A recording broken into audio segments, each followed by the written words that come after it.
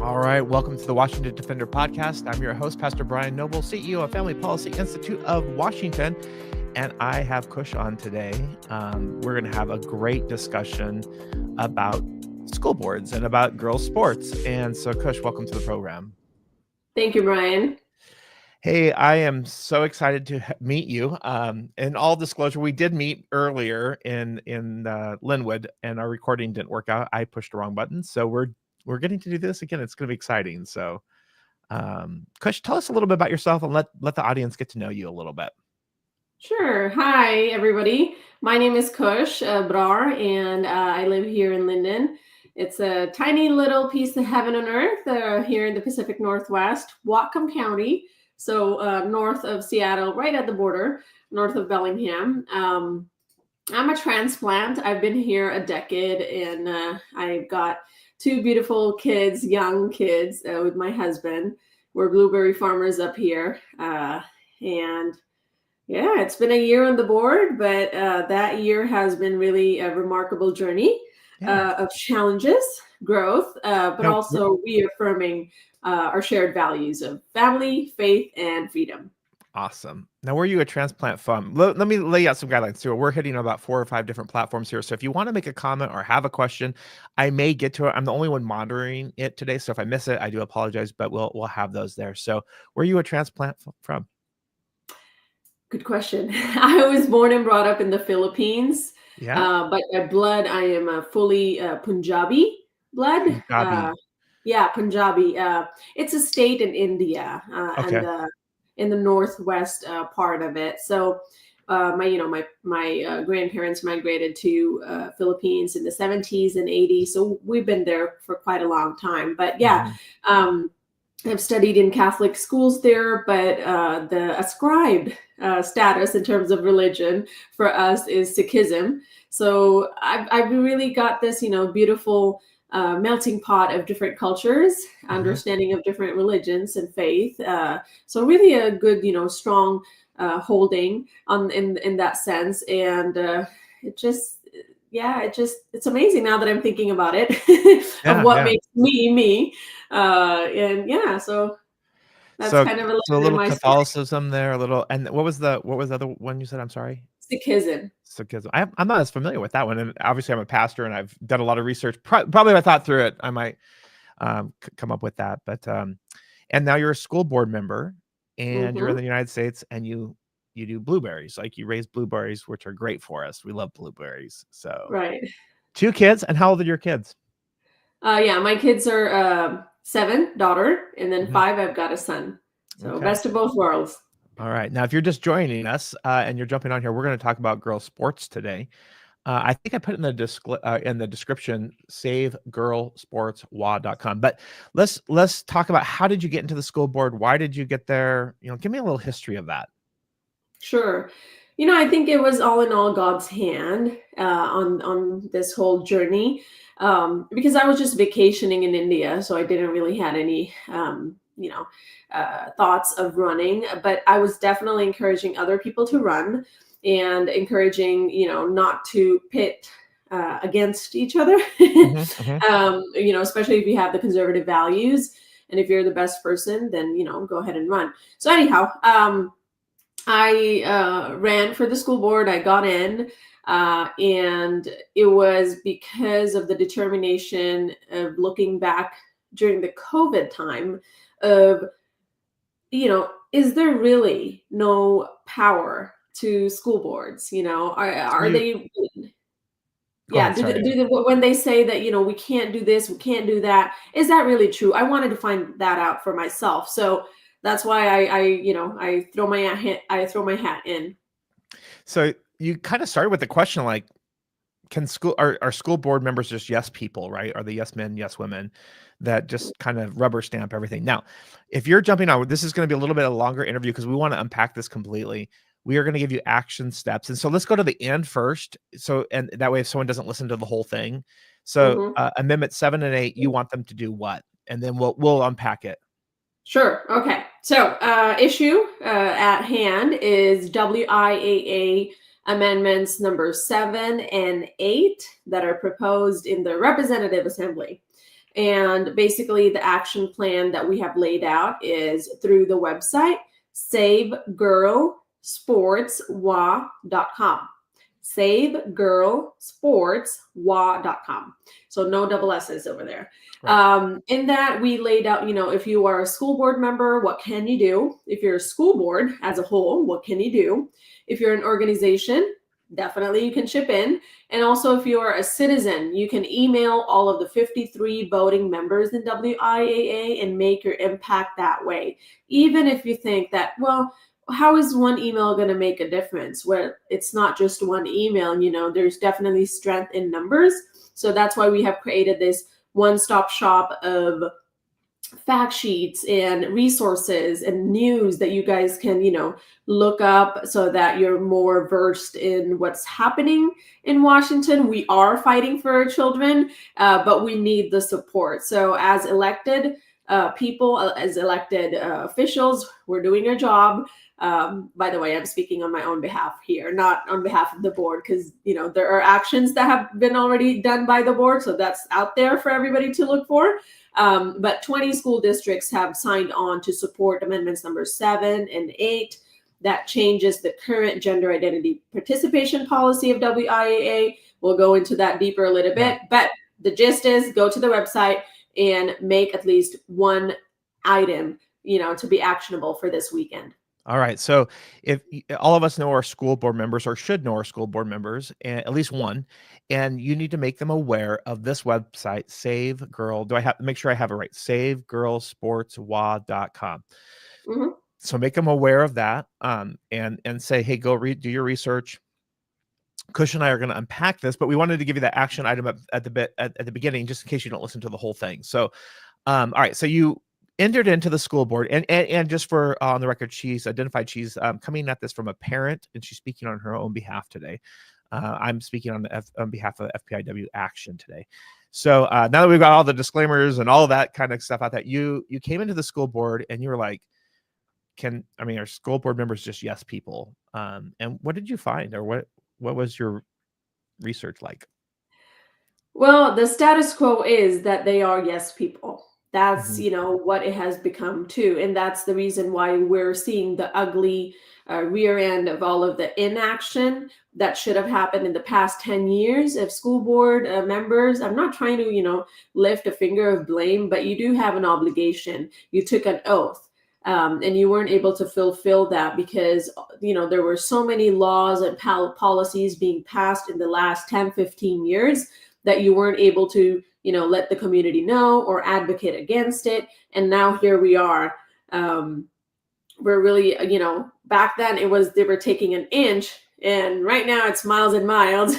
So Right. we're up against a, uphill battle. So that's what I found out. That was school boards do have broad discretionary powers. However, those are not being realized to their full potential because, some of those powers are being abrogated to administrators and, really they're not as knowledgeable as to what they can do and not do. And I feel like you do have a moral obligation to know how to advocate for your kids. So you did some research and you're finding out like, hey, actually I'm elected by 4,000, 10,000, whatever the number is, people. Mhm.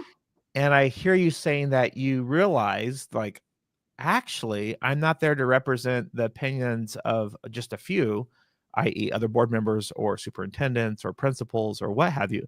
I'm actually there to represent we the people, the 4 or 5, 10,000. I don't know how many people elected you, but people. Is that 4,800. yeah, 4,800. All right. So there you go. That you're supposed to represent those individuals. Is that what I'm hearing? Yes, because schools are a business for providing services to families. So they are funded by taxpayer dollars as well. So there's like an onion. There's a lot of layers. And Mhm. how do you do justice to that role with your service to the families, service to the taxpayers, and really advocating for the children? How do you do that? So it's not an easy job, but then that's what you signed up for. You Right. better know what you're getting yourself into, and that's what I've learned the past year was, wow, I got myself into something that I didn't knew, or know the full capacity. Right. But when God gives you that responsibility, He knows you're up for it, and you have to be up for it, like a good soldier, and say, Mhm. yes, I can do it. That's good. So you started researching, and did you find that actually school board members have authority? I mean, do they actually? I mean, Yes, they do. They do. So I'm gonna start with how did I get into WIAA, this whole stuff. So right. May of 2024, I got to know that the first male in Washington won in the female state championship for track and field. And that was just so bizarre to me in terms of that doesn't sit well, it doesn't sound right. Why do we have male and female sports? So I started kind of doing some research. I didn't know back then what Title IX was, to be honest. I didn't know back then what WIAA was. WIAA being the Washington Interscholastic Athletic Association, Okay. which Say that one more basically, time slower. sure, Washington. Washington Interscholastic Yeah. Athletic Association. Okay. It is a nonprofit entity that controls, regulates, and supervises athletic activities, for secondary schools. Right. And what I got to know was that their authority comes from boards, and the RCW for that, which means the state law. That's the Okay. So RCW. RCWs are state law, and that's Mhm. regulation. Yes. No, that's a state law. State These law. are Okay. bills that are passed by legislature. Okay. Regulations are the ones that are um, Washington Administrative Code, which are WACs. Mhm. Those are bureaucratic regulations. So Okay. RCW, And just so our listeners know, Kush has her family with her right now because it's a I snow do. day. And that I'm is trying to okay. tell We are them to get out of the family room. friendly on this show. So while Yeah. she tends to that, if she needs to, I just want to recap just a couple things. So I'm interviewing Kush, and she is a school board member of Linden. Now she's talking to us as a parent today, and just her on her own accord in no official capacity. And she's explaining that there's some amendments that are coming out, Amendment 7 and Amendment 8, which you can check out at this website, savegirlsportswa.com. And so she's talking to us about these amendments. And what our action item is we would love for you to email, phone call, text message, get a hold of your school board member and make them aware of this website and that they can take some actions there. So she's unpacking what authority they have, the difference between a law, an RCW, and a regulation, the WIAA. Yeah, so WIA does not have a legal authority of their own. School boards are vested with that through RCW 28A 600 200. So the state law gives the authority to school boards to regulate, control, and supervise, athletic activities. Now, every year, the school boards give that authority to WIAA via a So resolution. So they give away the authority that's been given to them. Is what you just told me. Yes. Okay. We give that authority to them. We delegate it to them. We transfer it to them, and then we pay dues so that they can, accomplish the regulation, control, and supervision of sports. Because there's, sports is complex. You've Right. got rules. You've got different sports. How do you govern all of that? So we pay into that through public education taxpayer dollars. All right, so so the if I'm getting this right, the law gives the school board members the authority over these areas, and and on their own, the school board members say, okay, well, we're going to give that authority, at least in this athletic realm, over to WIAA, and not only are we going to give them that authority, but we're going to pay them to take that authority that we once had. Is that accurate? Am I hearing right? Yes, it Okay, is accurate. So it's not a permanent transfer, like you said. It's a right. it's a temporary transfer. It happens annually, and yeah, we're gonna play in the snow later, kiddo. Close the door. Thank you. Yeah, it's no problem. So, All good. so that happens every year. So what I found out was that okay, this authority comes from us, and how do we have a voice in all of the policies, the rules, and Right. regulations the WIAA is putting out? And I found out that yes, there is one. So what happened was June 2024. I had introduced a resolution to our board, which eventually gave birth, to unraveling and knowing that we can submit an amendment, as a member school to this policy. It's called Gender Identity Participation Policy of WIAA, and that is what's enabling students to play in the category that they identify with. So we So go submitted an slower on that. amendment. So because some people like the transgender thing is new to them. So understand this, that biological males, in other words, with the plumbing of a male, they can say, I identify as a girl, and compete in an area that is opposite of what their sex assigned at birth is. Is that accurate? I mean, Yes, that's how you describe it. Yes, yeah, that's what the policy basically says. right. And the thing is, that policy is not being it's not coming from a state law. We don't have any state law that is implicitly saying that we allow boys and girls sports. What it is regulations, is the interpretation of that law, the non-discrimination against any sex, against age, I don't mind.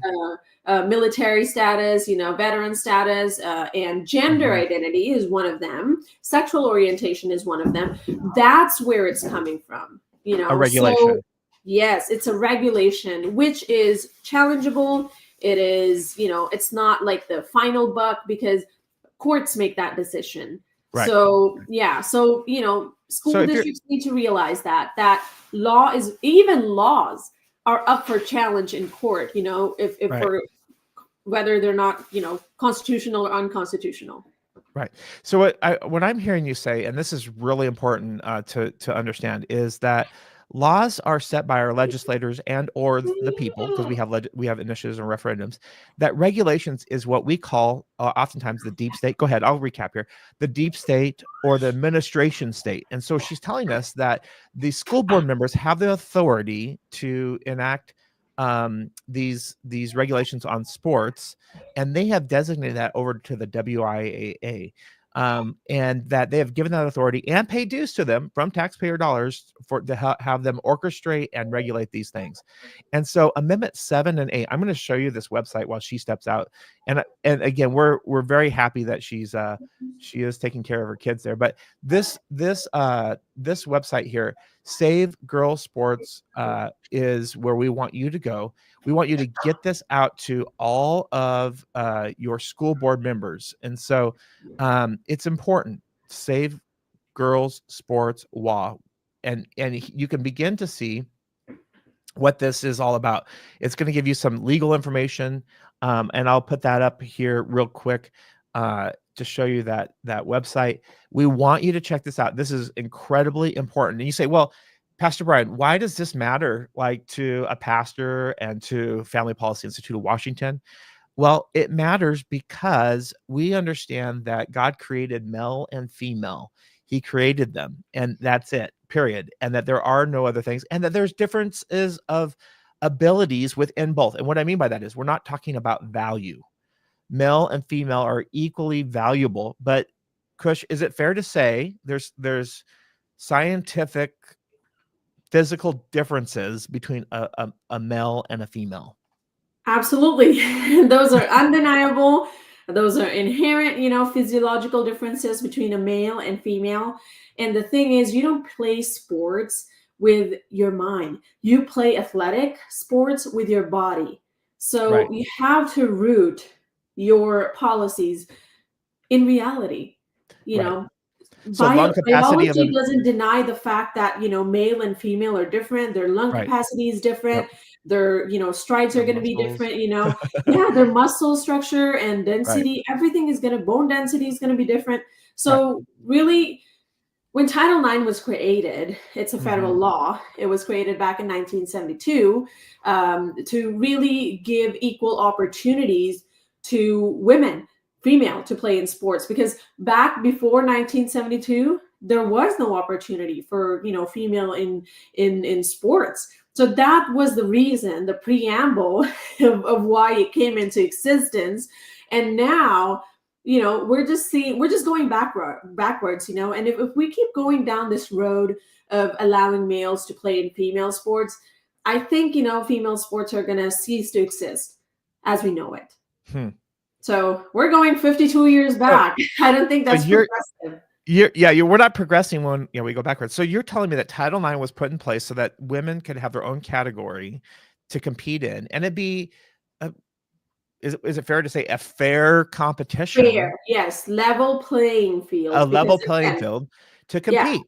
And yep. now what we've said is because of someone, either emotional or mental or, I'm not a doctor, so I'm not gonna assign why someone would claim to be transgender, but whatever that is, whatever they can say with the physical body of, one sex, a male, they can now compete in a women's sport, and they would have an advantage. It's not a fair, equal playing field. Is that Yeah, and accurate? then yep, and then there's many people, that are going to argue, organizations that are going to argue that, well, why don't we go for hormone testing? Well, the thing is, hormones are not cause, for difference in sex. Those are effects.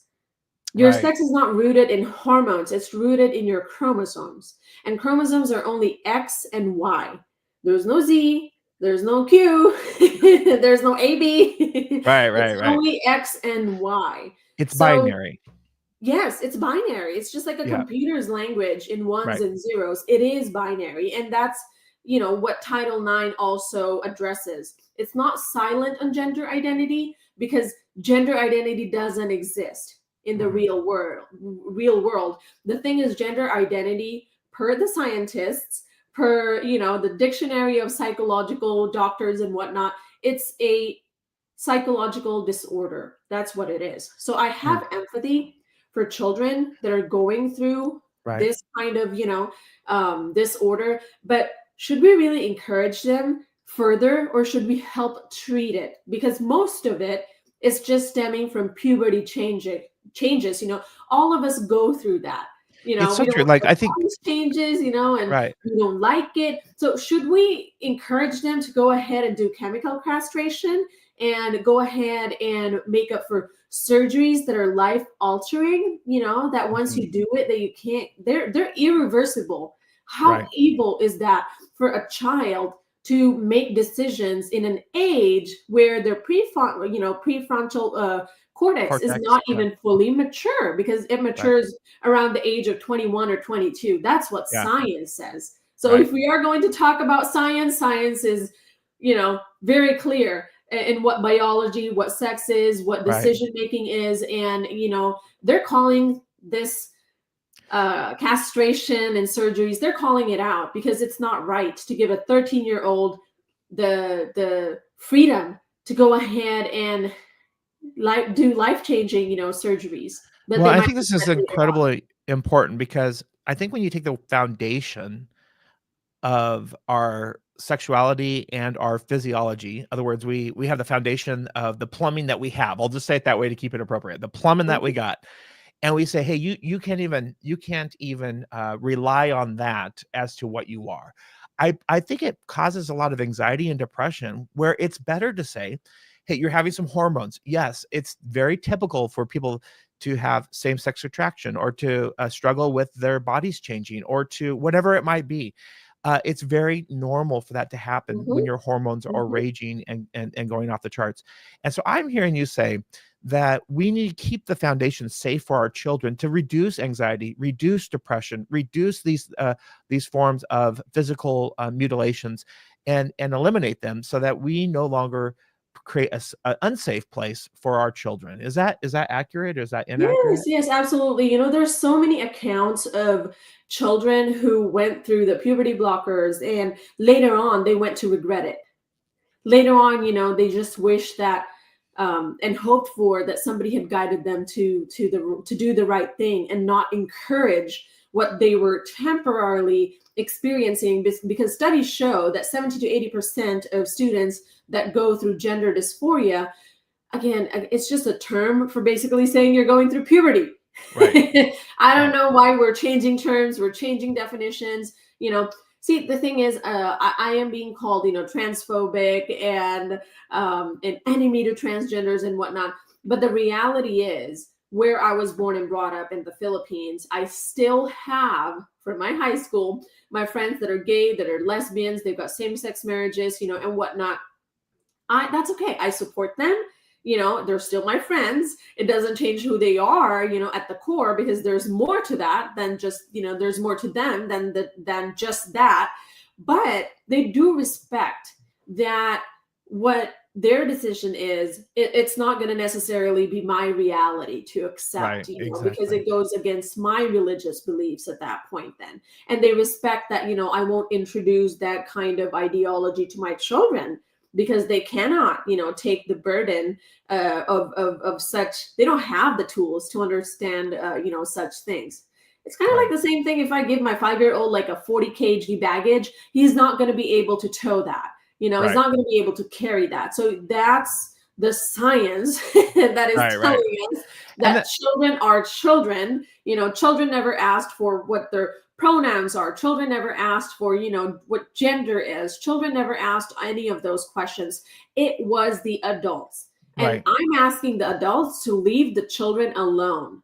Right. Leave them alone. Leave your children alone. They don't So ask questions. if you're joining us right now, we are encouraging you, strongly encouraging you to go to savegirlsportswa.com. Save, and I have it up there on the website. Let me post it up here. And also, if you have a question for Kush, she is a school board member. Although she's representing herself today as a parent, she's not officially representing the school board. Place that in the chat, and we'll try to answer that question. But this is where we want you to go, and we want you to do one thing. We want to actually two. We want you to review the documents that are there, and then once you've reviewed them, contact your school board member and give them the website. Let them know about Amendment 7 and 8. We're going to go into what those are in just a few moments, the difference between 7 and 8. And we're Mhm. just asking for common sense, practical, uh, historical, long-term, consideration of these things. In other words, for much longer time, we have considered male and female as the two genders, not 72 genders or 74 or 76. We, for thousands of years, have known that there's male and there's female. And we have known, and I know we can go back and look at eunuchs in the Bible. We can go back and look at others in the Bible who had these directions that they go in. Yet what we want you to hear today is we need to save girls sports, because Title IX is being violated by allowing biological men to compete in biological women's sports. And so Kush is unpacking this for us.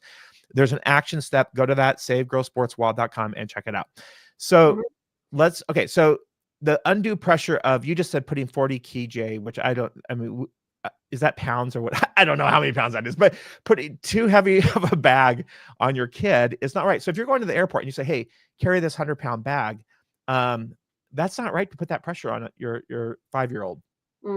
You're just abrogating your responsibilities as a parent, to be honest. It's not easy job, it's a calling to be a parent. And because you've got to, bring up children, take care of them, nurture them to become the best human beings that they can be. So that's not an easy job. And Right, I'm right, seeing that every day that, more and more, nobody wants it.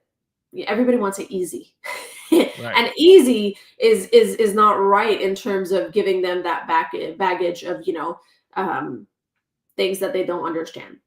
Well, Even I science. want to say something on this, because I think our culture has really pushed down, having children. And our birth rate in America is 1.6. I think it's very concerning. We need to get that up to 2 or 3. So go out there, have babies, adopt babies, love on babies, and make sure that we're taking care of the children or the orphans among us. I really believe in that. I believe that's a church's responsibility. I'm not speaking on behalf of Kush right now. I'm just myself, but I think that that's a burden that we need to pick up and say, you know what, those who have just common sense, love for kids, to their well-being, to stand up and say so. So this is now, what's the time frame on this? Like, how long do people have to respond to the Save Girl Sports before we jump into Yeah, no, we've got 2 months, February and March. I want to go back to kind of, the timeline. So Okay. I got to know that WIAA has this rule that's enabling the practice, and then it's not rooted in the state law, rather in interpretations of the state law. And the fact that, Washington has its own baby Title IX. Nobody talks about it. I don't know why. Right. Washington's own baby Title IX says that, sports can be maybe sex segregated, not gender identity segregated, sex segregated.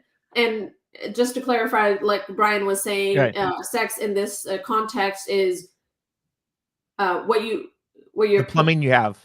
plumbing you have. I was going to say plummeting. It didn't make sense. No, the plumbing. Well, I just say it that way because, it just keeps us from saying other words. I mean, I'm not afraid to say those words, but we don't know Yeah. who's. No. I mean, just to kind of make sure Yeah. that we're all on Yeah. the same page. Right. But yeah, that's where we're at. We've got Washington's own baby Title IX. We've got federal Title IX that protects us. But Washington really is pushing on the gender ideology right now. I mean, I testified at one of the hearings this legislative session, and I asked them. I said, if religion, which is an innate sense, it's a collection of beliefs, is not allowed in schools, then why is gender ideology allowed?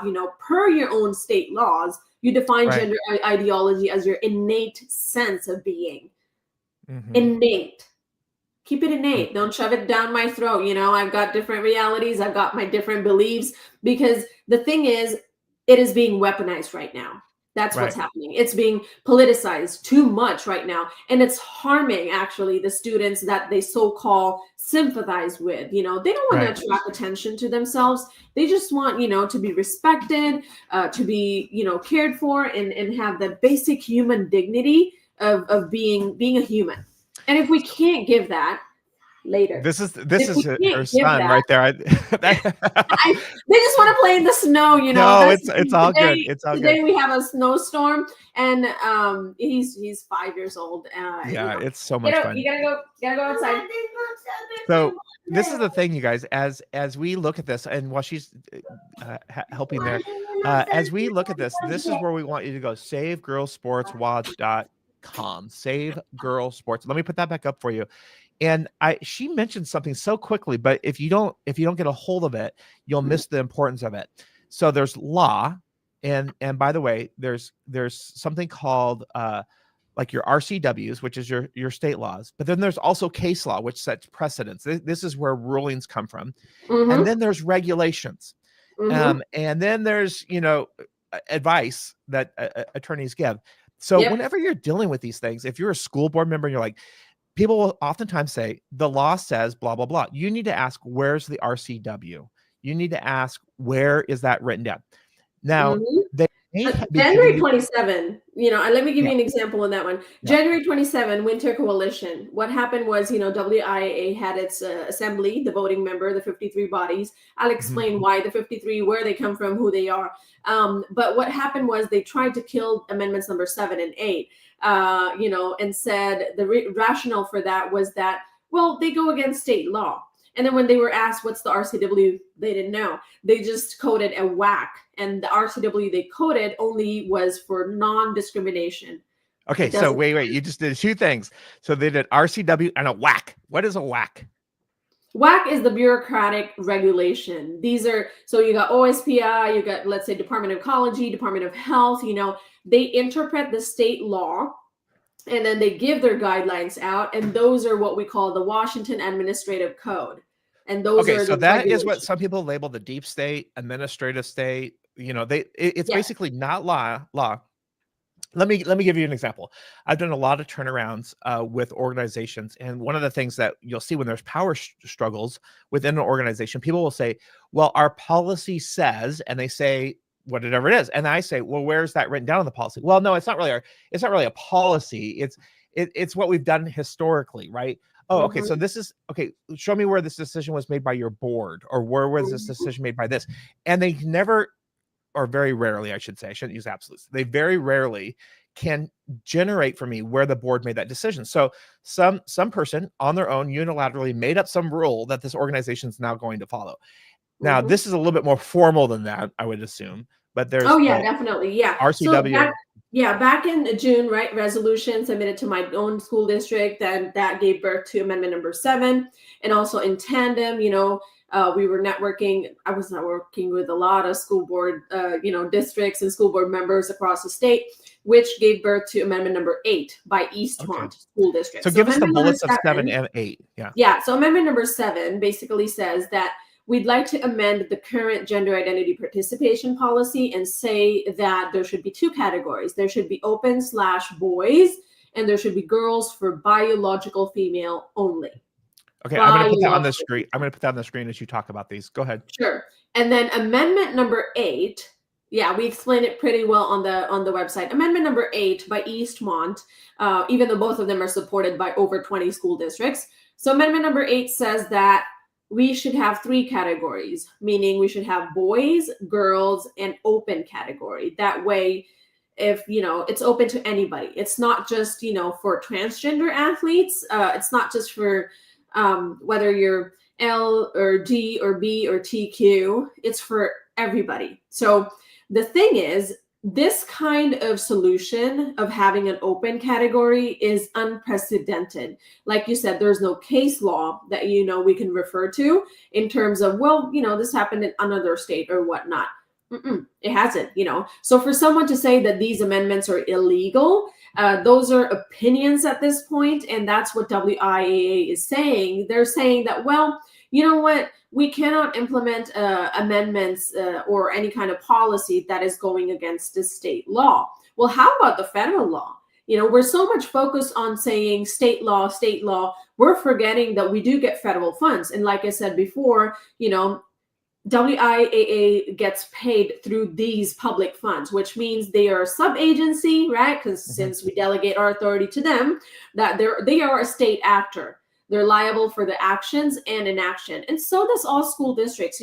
We're assuming liability here, people, even if we are silent. That is complacency. That means that you're okay with the current practice. Please wake up. Wake up. And here's the thing. You were called to represent the people that elected you, not to represent the superintendent. You had an oath. You took an oath to uphold the U.S. Constitution, the state's Constitution, federal laws, and then state laws. So let me ask you about these 2 things. So Amendment 7 and Amendment 8, will they vote on both of them, or will they? Separately, yes. Both of them are going to be presented on the ballot. It's an online ballot, so both of them are going to be presented separately, and then we'll see whoever wins the race. For us, honestly, personally speaking, I'm fine with both because they both get the job done. So it really.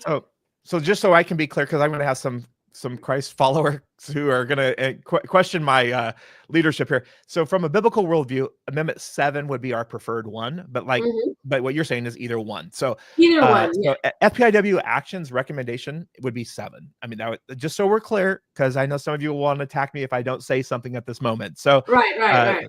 So that's where we would prefer. But if you're going to take no action, we don't want you to do that. But if 8's better than nothing, I'll just say that. Right. That's my reasoning as well. Is that the reason why we want both out there on the ballot is that so there's no excuse of, well, why couldn't we have our own category? Right. So we're putting everything on the table, and if they're not taking it, the WIA is the problem. Then it's the organizations that are are part of the problem. Then at this point, but yeah.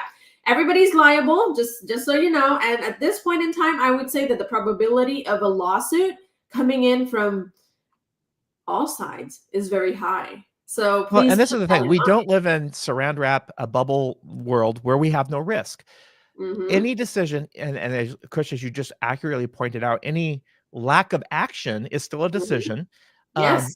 Takes on liability, right? Someone's going to be harmed. And so I think it's incredibly important that we do something. So let's break this down. You have how many counties, or how does that work? Districts? Yeah. Okay. So let me explain. So the 7 and 8 are supported by 20 school districts. So how does WIAA work? So WIAA has divided Washington State into 6 WIAA districts. Okay, So go I'm, slow. So I'm going to come six from the districts. top to Yeah. bottom. Okay. Yeah. 6 WIAA districts. Right. And then each district is composed of several leagues. Okay. Leagues are composed of several high schools and middle schools as the members, because elementary are co-eds, they don't really have the athletic teams just yet. So now I'm going to go from bottom to top again.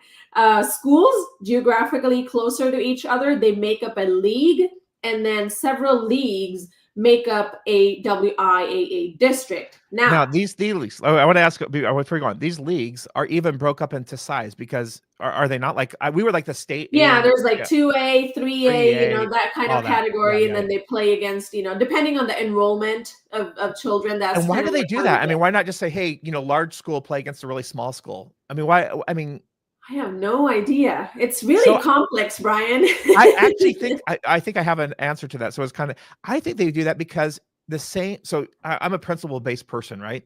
So the same principle of when you have larger schools, you're going to have naturally more talent or ability in that large schools. So to create a proper level playing field, they compete similar schools together. That makes sense. Yeah. I mean, that's just my guess. And they can't see that for boys and girls. That's what my point is. It's like, yeah, that's what my point is. It's like their own principles of how they're structured. Where's the equity? Yeah. Where's the equity? Exactly. But I know, like, we were state A champions 4 years in a row. And when we went to AA, and I may have this wrong, in Grandview Greyhounds, we started losing because it was a different pool of people. So anyway, go ahead. And that was all in the same leagues, right? We got schools, and then that composes the leagues, and then leagues become the district. Now, leagues is where I want you to focus.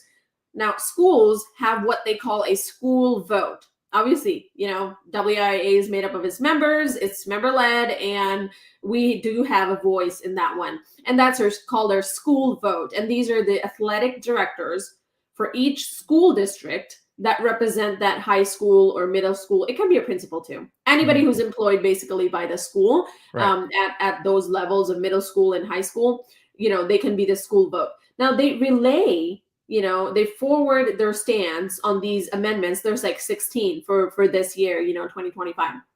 They forward all of their concerns, their stance on the amendments to the league, as a whole. And then within that league, there's one person that they choose to say, okay, you have the marching orders, right? And this is what you're going to tell our WIAA district. Ergo, the WIAA representative assembly, because that one person from each league is the voting representative. But here's the thing. There's no process in the WIAA handbook, in their bylaws, in their operating procedures. There's no process on how that happens. How does a school vote gets forwarded? Is it verbally? Is it written? Is it during a WIAA, district meeting? How does that happen? That's the opaqueness. And that has become the status quo, because the athletic directors, the coaches, they don't consult with school boards anymore. They've kind of taken us out like that. And right. The thing is, we have everything to do with what WIAA does, again, because their authority is coming from school boards. Otherwise, they don't have any authority. And here's the thing. I'm just going to put it out there. WIAA does run the risk of having members not renewing their contract anymore. You got to be aware of that, because that might be, or if legislature is not listening to us, if WIAA is not listening, when I say us parents, then we as parents can definitely go march into our school boards, school districts, and tell them that, well, we don't want to be part of WIAA anymore. We don't want to play by those rules. We've got federal Title IX, and federal Title IX supersedes state laws, especially when it's in direct conflict. That's in the U.S. Constitution. So I agree that you guys can pull your membership of WIAA, and that would be a tool to get them to listen. I do want to say this, because sometimes when we and this is not to pick on you, but when we talk about marching in, I want to make sure, like, if you're a Christ follower, always exuberate Christ. You can be clear and not be rude. Right. You can express your opinion and not yell and cuss at people. So No. we are not asking people to do that. We are asking you to take a stand and to really let your voice be heard, but do it in such a way that is winsome and clear. And so I don't know how else to say that, but I just want to make sure that No, we no, that's perfect. That's how, I mean, how would I as a mother advocate for my child? right. It's You could be I passionate. I definitely have no agree. problem. It's gonna be, yeah, it's gonna be passionate because when Right. it comes to our children, we are the last line of defense. So, That's right.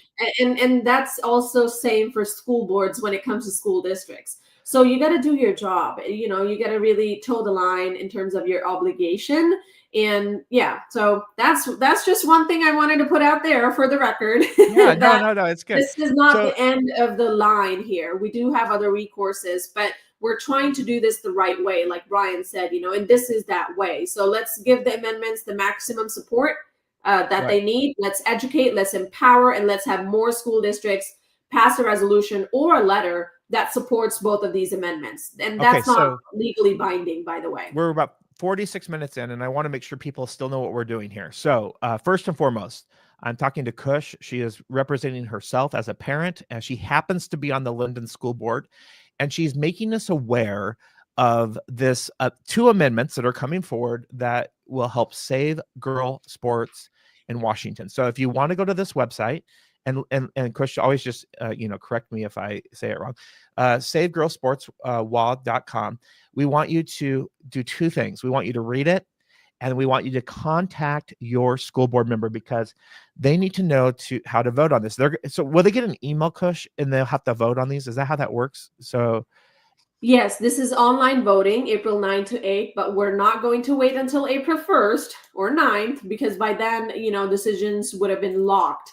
So we've got February and March. And in terms of school board, that's maximum 4 okay. meetings or 2. So, right. So Washington Defenders, we need you. This is a family issue. I'm just telling you right off the bat, it's a family issue. Even from safety standpoint, when a biological man competes in a biologically woman's sports, even volleyball, I mean, it could be a lot of different things. And we're built different. And so we need to make sure that our girls are safe. And so we want you to share this with board members. Find your school board members, give them this video, give them this website, have them read it. If they have questions, reach out to it's on here, reach out to them and ask questions, but they need to make a vote that is informed versus ignorant or silent. And so we need you to do that. I'm going to put the website up here again.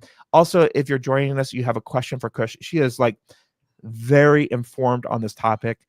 So just type that in the comments. I'll pick those up and we'll try to display those. It's savegirlsportswa.com. We need you to take this action. Christians, you cannot sit back and just do nothing.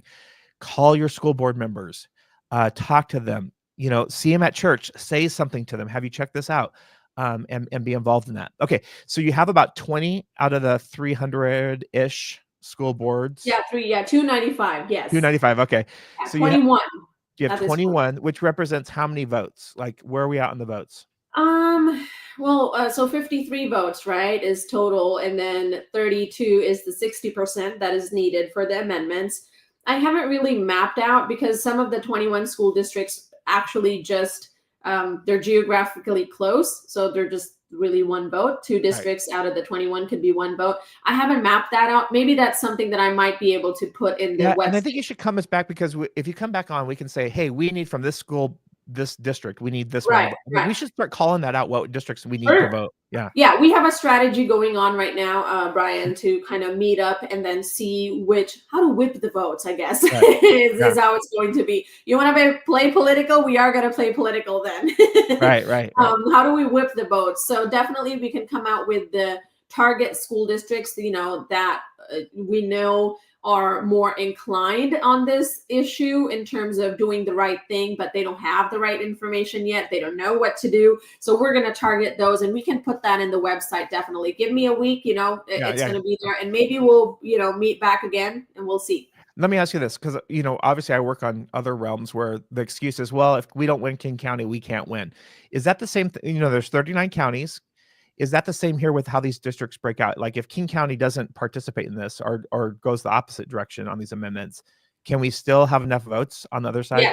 Yes. King County has oh my gosh, King County has like about 10 or 11 votes out of the 53, and it was King County, by the way, that tried to kill the amendments back, in January 27. They said they want to table it to next year. Actually, they said they want to withdraw the amendments. And there's no process for withdrawing an amendment in their own handbook. They just keep making their own laws, their own Robert rules, right. Lie with it and think that, well, nobody's going to catch us because people are ignorant on this. Okay, so if you're on the east side of the state, stop with the excuses. This is the time to get your school board members involved.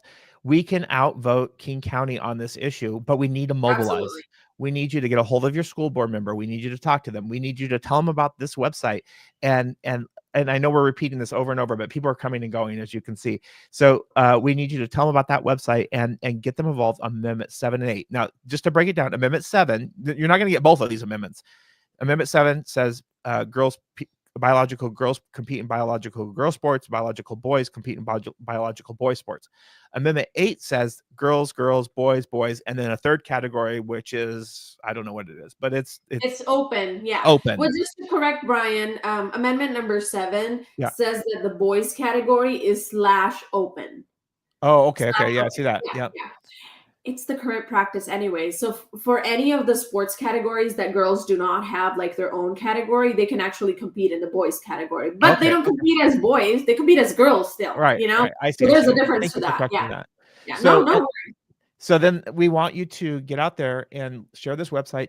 Call them, text them, email them. I'm thinking of one of my school board members I'm friends with. I haven't told them about this, told her about this, but I'm going to do that. Make sure that she knows and is aware. And the time frame is April, but we got to get it done before April. Yeah, votes are going to get locked by then. So like I said, we got February and March, and we're trying to get this movement on a state level. Because the federal laws are in our, on our side. So if we have to hash this out in court, then be it, But WIAA tried right there in front of our eyes, to try to really kill the amendments. I'm going to say WIAA because that whole assembly represents WIAA. But thank you to the 36 representative voting members that voted, well, we want to keep it on the, on the ballot. 17 voted, well, let's take it off the ballot. So that should give you a good idea of where WIAA stands. And 17 saying no, we don't want it on the ballot. That's a number too big for Is that public information? Yes, on YouTube, go to WIAA's page, and then they had that January 27, that live. I haven't looked back, to see whether it's still there. Okay. But yes, we're going to be asking for Public Records Act in their voting process, so we know which school district said no. Because we need Washington Defenders to contact those people and say, you voted no on this to remove this? No. You're not representing me. Because remember, Kush has accurately portrayed, you don't work for the superintendent. You don't work for the other school board members. You work for the people who voted you in, and that's your oath. So whether these are public school employees, the coaches, the athletic directors, these are public school employees. Ergo, they take public money. That's how their salaries are funded and whatnot. So if you're voting to violate federal 9, we've got executive orders right now saying that the funding is going to be pulled, for any school activities that are supporting gender ideology. You mean on the federal level? Keep that in mind. Yeah, better keep that in mind and better toe the line. And I think Washington OSPI, the Office of Superintendent of Public Education, Chris Reichel, that oversees all of the, it's a regulatory agency like we discussed, right? Oversees all of the school districts and whatnot in public education here in Washington State. They are, I don't know whether it's intentional. I feel like it is. They don't really want to clear the lines in terms of the state law and the federal law, because federal law is pretty clear. State law isn't. It's their bureaucratic regulations that they're trying to justify that this is pretty clear. Well, not really, because we've got Supreme Court cases that are telling us that law is challengeable. And so especially the regulations and the guidelines that are interpreting that is also challengeable. They can't be the court. They can't be the judge, jury, and executioner in one. They don't Right. decide, to withhold our funding because we broke a law or not. That's the court's job. Yeah. So here's the thing. Kush is using the word law and she's using the word regulation. And so please remember, our RCWs give us a lot of protection because of Title IX on the federal level, and Mhm. then the baby Title IX on the state level that you Yeah, mentioned. So we have yeah. some protection there in the law. It's these regulations from the administrative state. Is that a fair term if we call it the Yes, yes, administrative state? administrative rules. Uh-huh. Yeah, And administrative the rules. thing is, they have it's illegal, permissive authority that they're trying to put on us, that this Mhm. is the law and you gotta follow it. It's not. Right. So So school we board need needs to realize that. our elected school board members to be courageous, to get informed and educated. We are encouraging you to go to the Save Girls Sports Law .com and check this out. I'm going to put this up just real quick so you have it. Check this out, savegirlssportslaw.com. This is a family issue. I want to be very, very clear. This is to me, it's showing dignity and respect for women. I mean, quite our young women and girls. And so, and I also believe it's a safety issue for families, for kids that are competing in sports. Now, Kush, I remember when I was in high school, the first girl that played, so this would have been like 1980s, that played on the football team. I Mhm. remember that, right? They played in the football thing. I don't know that she ever was put into the game. I don't, but she was definitely there. Uh, Mhm. how is that different than, I mean, than this, what we're talking about? She's playing as a girl, Ryan. She's not playing as a boy. That's the biggest difference there. And the thing is, she didn't have an opportunity probably in 1980s to, having her own category of football, women's football. Mhm. So probably that's the reason why, that was allowed. And like I said, it's still allowed for categories that are not, existent for females, but are available for boys, then they can compete in the boys if they want to. And that's why on Amendment 7, open/boys, it Slash says that. boys, yes, Now, I yes. bring And this that's up because Alaska's current policy too, just so everybody knows that there's another state out there, Alaska. okay, Their secondary association, they've got this policy going on right now there. so the reason why I bring that up, because I did it intentionally. So the girl playing on the boys football team, she's taking that risk physically. Like she's inserting Correct, herself and saying, I want to take this. But this would correct, really be this, a girls football team inserting a boy. right. So that's two different things. In my mind, that's two different things. That's not fair. I think there was a famous tennis player, a woman. I don't remember if that's Coco is her name, or I think it was Serena Williams, right? I don't know. She had a very famous interview where she said that if I'm going to be taking on the best male tennis player in the world, and I'm the best female tennis player in the world, I'm going to lose. and Yeah. and that's not something that she was saying, because of politics or whatnot. No, it's just the reality, again, the science behind it, because those are two different playing fields, and they're not level. At least the girl that is, playing the boys football and whatnot, she's assuming that risk and that responsibility. Does that make sense? Yeah. Yeah. Versus the cases we see right now, Mhm. where volleyball, NCAA, you do that spike, and then, there's a different force behind that hand, and, they get this concussions, and there's actually worse injuries that have happened there. So I don't really, no, we don't need to justify that, it's not safe, because Right. it's not fair. And this is where it's really important to point out. I believe that in the sight of God, we're created in the image of God, and we're all created valuable in his sight. So we're not talking about value here. We're talking that we're created different. Now, I know that there's some girls who are more trained than me that could probably kick my rear end if they Yeah, knew like true. jitsu or whatever, right? So Yeah, I'm not yeah. claiming that that's not possible. They train, Yeah. yeah. But there still is a physical difference between men and women, or young men and young women. Hmm. And it has to do with our muscle structure, our lung capacity, our height, our weight, our all those, testosterone, all that stuff that's there. It has to do with that. And what we're saying is save girls sports, savegirlsportslaw.com. Check it out. Your Mhm. action step is to contact your school board members. Mhm. And so we go ahead, keep going if you need. We'll Oh, you're wrap it good. up. Okay, so this has been our time with Kush. We're so glad that you have taken this time to listen today. Kush, thank you for doing this twice. I'm so sorry the mute button got muted the first time, No but worries. Apologies for my kiddos running. oh no, no, no, no, it's good. It's good. It's totally my Yeah. fault. We had her in studio and I messed up somehow and didn't hit the right button and we didn't. You would have had to been a really good lip reader. That's all I can say. We had video, but we did not have audio. So thanks for Oh, jumping on. So, yeah. No um, worries. so like we like to say around here, go out there and defend and advance biblical values in the public square. If you haven't Mhm. downloaded that Washington Defender app, do that today.